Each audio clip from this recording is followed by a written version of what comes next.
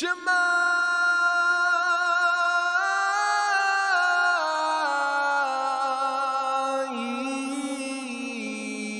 Yisrael,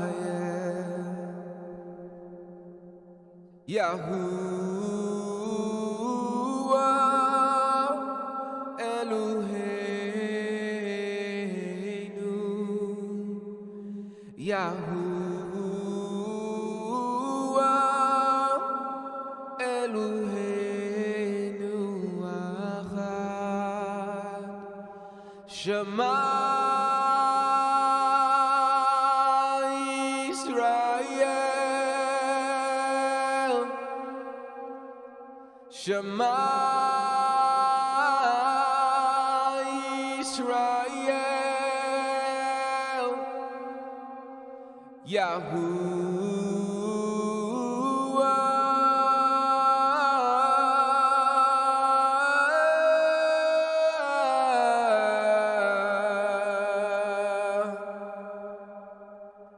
Eloheinu,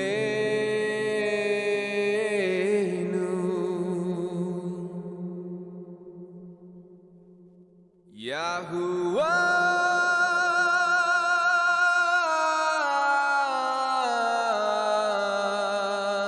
Eloheinu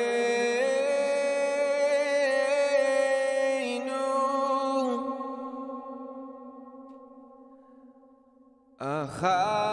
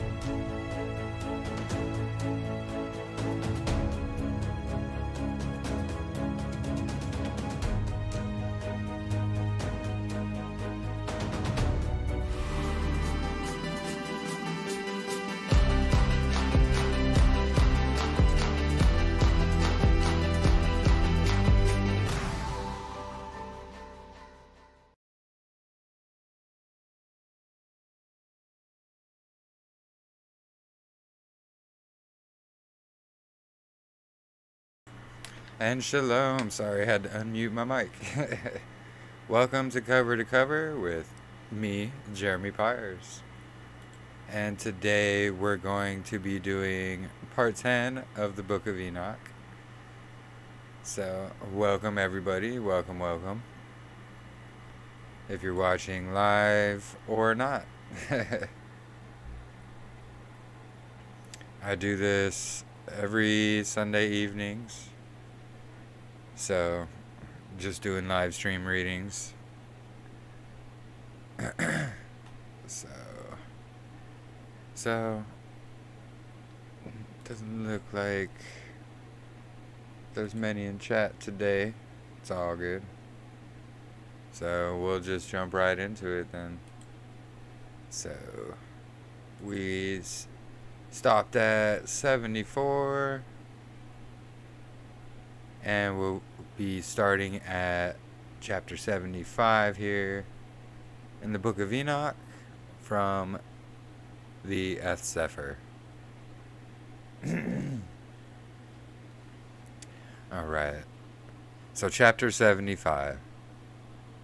These are the leaders of the chiefs of thousands, which are over all creation, and over all the stars, with the four which are added and never separated from the place allotted to them, according to the complete calculation of the year. And these serve 4 days, which are not calculated in the calculation of the year, respecting them men greatly err. For these luminaries truly serve in the dwelling place of the world. One day in the first gate, one in the third gate, and one in the fourth gate, and one in the sixth gate. And the harmony of the world becomes complete every 364th state of it. For the signs, the seasons, the years, the days, Uriel showed me the angel who Yahweh of glory appointed over all the luminaries. Excuse me. Of heaven and in the world, that they might rule in the face of the sky, and appearing over the earth, become conductors of the days and nights, the sun, the moon, the stars, and all the ministers of heaven, which make their circuit, with all the chariots of heaven. Thus Uriel showed me 12 gates open for the circuit of the chariots of the sun in heaven, which from the rays of the sun shoot forth. From these proceed heat over the earth, when they are opened in their stated seasons. They are for the winds and the ruach of the dew, when in their seasons they are open in heaven at extremities. 12 gates I beheld in heaven at the extremities of the earth, through which the sun, moon, and stars, and all the works of heaven proceed at their rising and setting. Many windows also are open in the right and on the left. One window at a season grows extremely hot. Also, there are gates from which the stars go forth as they are commanded, and in which they set according to their numbers. I saw likewise the chariots of heaven running in the world above those gates, in which the stars turn, which never set. One of these is greater than all, which goes around the whole world. So basically he's just describing our flat plane that we live on here. Chapter 76. And at the extremities of the earth I beheld 12 gates, open for all the winds, from which they proceed and blow over the earth. 3 of them are open in the front of heaven, and 3 in the west, 3 on the right side of heaven, and 3 on the left. The first 3 are those which are towards the east, 3 are towards the north, and 3 behind those which are upon the left, towards the south, and 3 on the west. From 4 of them proceed winds of blessing and of health, and from 8 proceed winds of punishment, when they are sent to destroy the earth and the heaven above it, all its inhabitants, and all which are in the waters, or on dry land.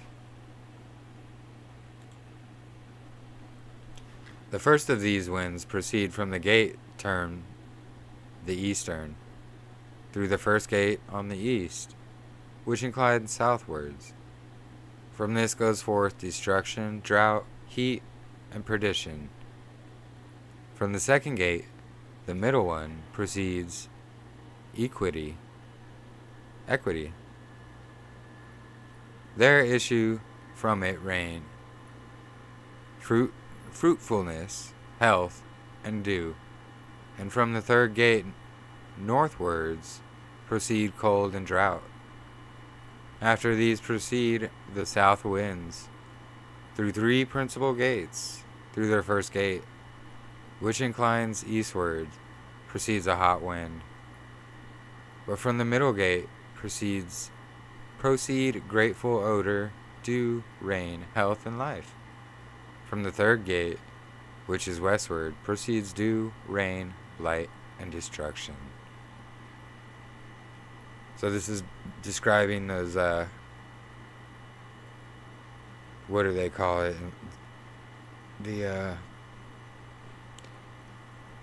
It's the winds that are way up high, and that where all these come from. And on a flat circular map, the jet streams, that's what it is. That's what they call them, the jet streams. But on the flat circular map, it's a perfect circle. On it, this globe module thing, it's like zigzagging all over the place. But Enoch's basically describing that here. After these are the winds to the north, which is called the sea. From 3 gates, the 7th gate is on the east, inclining southwards. From this proceeds dew, rain, blight, and destruction. From the middle direct gate proceed rain, dew, and life, and health. And from the 3rd gate, which is westwards, inclining towards the south, proceed mist, frost, snow, rain, dew, and blight. After these 4 are the are the winds to the west. From the 1st gate, inclining northwards, proceed dew, rain, frost, cold, snow, and chill. From the middle gate proceed rain, health, and blessing. And from the last gate, which is southward, proceed drought, destruction, scorching, and perdition. The account of the 12 gates of the 4 quarters of heaven is ended. All their laws, all their punishment, and the health of them have I explained to you, my son Methuselah. So he's basically just describing, where our weather and all that comes from, and the winds and everything. And why in different parts, if you're in a different part of our earth, it's going to be different weather. Chapter 77. The first wind is called the eastern, because it is the first. The second is called the south, because El Elyon there descends, and frequently there descends, and is blessed forever. The western wind has the name of diminution, because there are all the luminaries of heaven have diminished and descend. The fourth wind, which is named the north, is divided into 3 parts, one of which is for the habitation of man, another for the seas of water, with valleys, woods, rivers, shady places, and snow, and the third part paradise.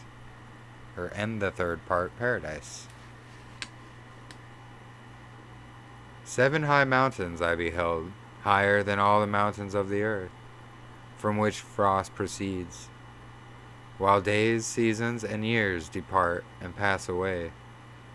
7 rivers I beheld upon the earth, greater than all the rivers, one of which takes its course from the west into a great sea. Its water flows. 2 come from the north into the sea, their waters flowing into the Eurythrian Sea on the east. And with respect to the remaining 4, they take their course in the cavity of the north. 2 to their sea, the Erythrian Sea, and 2 are poured into a great sea, where it is also said is a desert. 7 great islands I saw in the sea and on the earth, 7 in the great sea. So he's basically describing all the continents and the islands and everything here.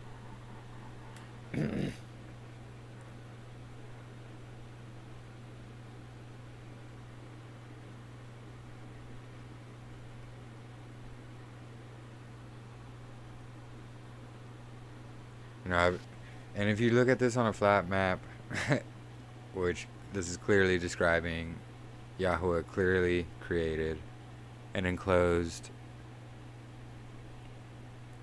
system for us. And that's the whole thing. They've built up this whole ever expanding multi-million planet universe so they can implement this alien invasion deception that's now being implemented, as you see. If you watch, most of us don't really watch the mainstream news. I don't. But if you do, and I know most of us have seen it, they're disclosing all these UFOs and etc., etc. Which I said, and I've told many people, has been coming for about 3 years now. A lot of people laughed. Oh well. Every knee will bow to Yahweh. And there's a whole reason they deceive. And it's a giant deception. And their plans are coming into play in these last days that we're living in. We really don't have a lot of time left.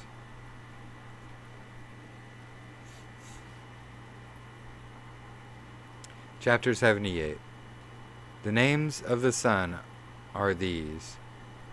1. Ariars.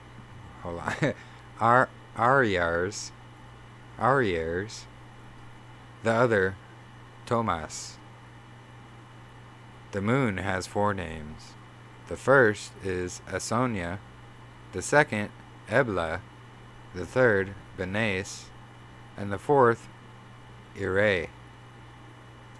These are the 2 great luminaries, whose orbs are as of the orbs of heaven, and the dimensions of both are equal. And so we went over that last time, like, look at the full moon and then look at the sun. You'll see they're the exact same size in the sky.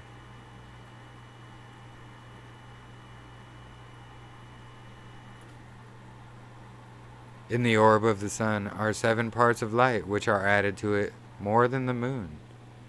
By measure, it is put in, until the 7th portion of the sun is departed. They enter into the western gate circuit by the north, and through the eastern gate go forth over the face of heaven. When the moon rises, it appears in heaven, and the half of a 7th portion of light is all in it. In 14, the whole of its light is completed. 3 quintuples light is put into it. Until 15 is its light. Until 15 its light is completed. According to the signs of the year, it has 3 quintuples. The moon has the half of a 7th portion. During its diminution, on the first day, its light decreases a 14th part. On the second day, it decreases a 13th part. On the third, a 12th. And on the 4th day, an 11th part. On the 5th day, a 10th part. On the 6th, a 9th part. On the 7th day, it decreases an 8th part. On the 8th day, it decreases a 7th part. On the 9th day, it decreases a 6th. On the 10th, it decreases a 5th part. On the 11th, it decreases a 4th. On the 12th, it decreases a 3rd. On the 13th, it decreases a 2nd. On the 14th, it decreases a half of its 7th part. And on the 15th day, the whole remainder of its light is consumed. On stated months, the moon has 29 days. It also has a period of 28 days. So clearly, it's not supporting or saying that the moon is for months. because it's only got 29 days sometime on and 28 other times. So, I mean, we've been going over this. We've seen in Jubilees and many other books. The moon's not for months. It's for the 4 seasons. Uriel likewise showed me another regulation. When light is poured into the moon, how it's poured into it from the sun. All the time that the moon is in progress with its light, it is poured in the presence of the sun until the light is in 14 days completed in heaven. And when it is wholly extinguished, its light is consumed in the heaven. And on the first day, it is called the new moon. For on that, daylight is received into it, and it becomes precisely completed on the day that the sun descends into the west, while the moon ascends at night from the east.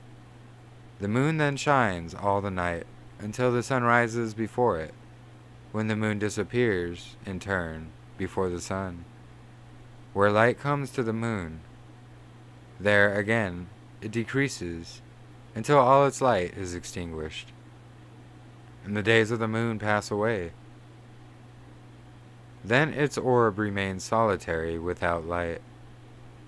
During 3 months, it affects in 30 days its period, and during 3 months it affects it in 29 days each, in which it affects its decrease in the first period, and in the first gate in 177 days. And at the time of its going forth during 3 months, it appears 30 days each, and during 3 months it appears 29 days each. And in the night it appears for each 20 as a man, and in the days as heaven, for it is nothing else except its light. So basically saying there's no time in heaven.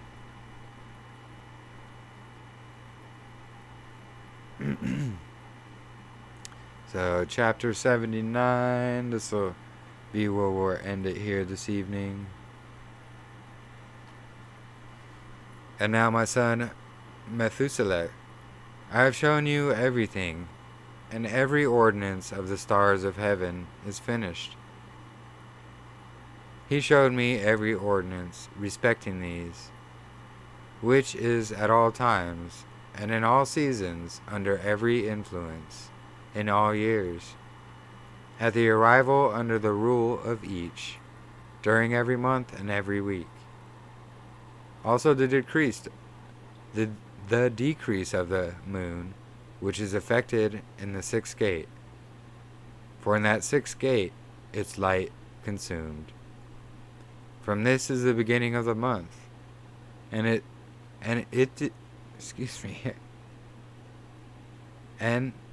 its decrease is effected in the 6th gate in its period, until 177 days are completed, according to the mode of calculation by weeks, 25 and 2 days.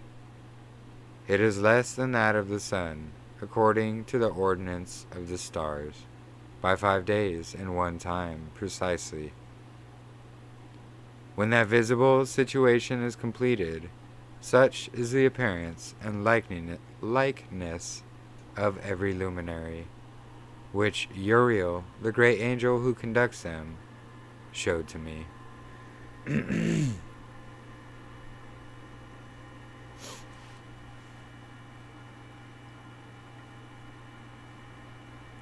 So right here, when it says this is the beginning of the month, it's not saying the moon is the beginning of the month. No, it's in this specific period here.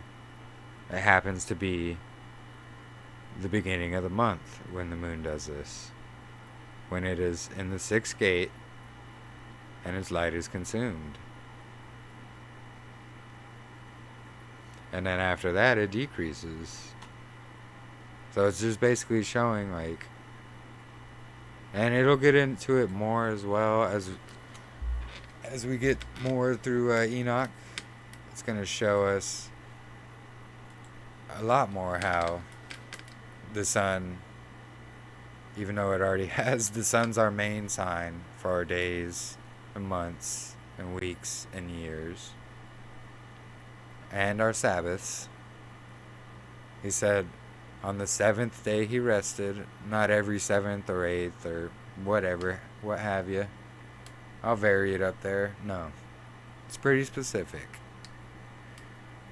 All I can say is the lunar calendar is completely pagan. If you're following a lunar calendar, I highly suggest you pray and you study, because men have brought these deceptive things in, and they twist scriptures to fit how they see things, and not how Yahweh sees things is the thing. And I ask everybody to test all this for themselves. You know, don't follow anybody, including me. Test everything. Test everything. I'm just a humble servant, and I just am trying to show everybody the way. You know, that narrow path we're supposed to find. It doesn't say we have to follow this guy or that guy to find it. No, we have to follow Yah to find it and build a relationship with him and our Messiah,